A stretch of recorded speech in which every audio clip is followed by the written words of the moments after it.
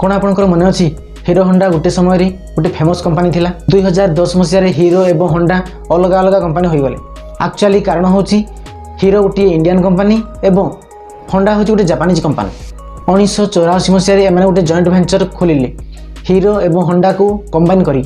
यही joint venture टी एते सक्सेसफुल थिला जे 2010 मसीह अलग पूर्व यह दुनियार सबुठू highest two wheeler manufacturing company थिला। प्रथम कारण हूँ यही जॉइंट वेंचर भितर गोटे एग्रीमेंट होइथिला कि एमाने दुई चकिया जान तैयारी करेंगे केवल भारतीय कंज्यूमर मानक पाई।